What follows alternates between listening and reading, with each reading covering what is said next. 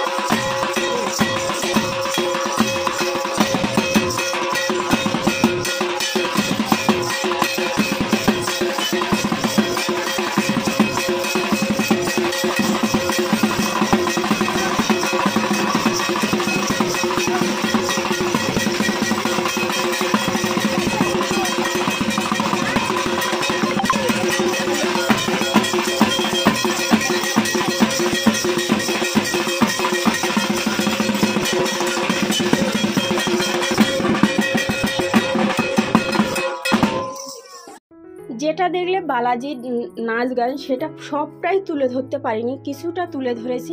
এবার তোমাদের সামনে তুলে ধরছি খেজুর গাছে ওঠা। এটা কিন্তু অনেকটা অবাক করা, অনেকে দেখলে কিন্তু গা শিগড়ে যায়, অনেকেই কিন্তু পারে না। এটা কিন্তু করার জন্য অনেকটা সাহস দরকার হয়। তো এখন পর্বটা চলছে খেজুর গাছে ওঠা। সত্যি আমি এগুলো না সবার মুখে মুখে ফোনে এগুলোই দেখতাম, কিন্তু রিয়েলে কিন্তু আমার দেখা হয় না। তো আজ আমি দেখে এতটা খুশি হয়েছে, আর মানে কি বলবো, ভিডিও তো করছি, নিজের থেকে এতটা ভয় পাচ্ছি যে এটা কি করে সম্ভব। তো চলুন তোমরা দেখে নাও কেমন খেজুর গাছে ওঠা। আমিও তো দেখলাম, তোমাদেরও শেয়ার করছি। তো দেখে নাও এই পর্বটা কেমন হয়েছে না হয়েছে সেটা কিন্তু অবশ্যই জানাবে।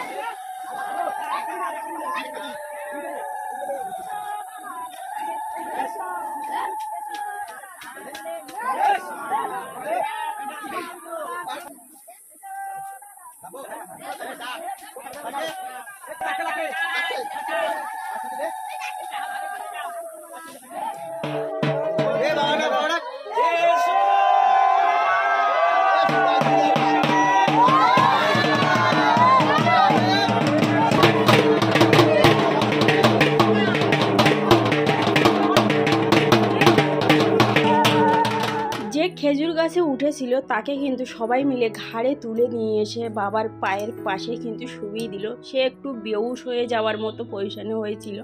তো এখন হচ্ছে যে খেজুর গাছে উঠেছিল তাকে এখানে নিয়ে আসা হয়েছে। চলো এবার তোমাদের দেখাই ফুল পড়া। এই ডাবের উপরে ফুল পড়াতে কিন্তু অনেক জাগ্রত, এটা কিন্তু সবাই করতে পারে না। এই ডাবের উপরে যে ফুল গোলাপ মানে পদ্ম ফুলটা এখানে যে রেখে দিয়েছে, তারপরে যে হাত পারলে যে হাতে পড়ে যায় সেটা কিন্তু অনেকেই জানে না। অনেকেই কিন্তু সবাই ফোনে অনেকভাবেই দেখেছে, কিন্তু আজ আমি রিয়েলে দেখেছি, সেটাই তোমাদের শেয়ার করছি। তোমরা দেখে নাও। দেখো সবাই কিন্তু বাবা ডাকছে আর ফুল কিন্তু ডাবের গায়ে বসিয়ে দিল। এবার হাতে কি করে পড়ছে সেটাও তোমরা একটু দেখে নাও। ভিডিওটা ভালো লাগলে প্লিজ বন্ধুরা একটা লাইক কমেন্ট শেয়ার করতে নাই একটু ভুলো না। নতুন হয়ে তাহলে চ্যানেলটা সাবস্ক্রাইব করে পাশে দেখো, আমাকে একটু সাপোর্ট করো আগে যাওয়ার জন্য।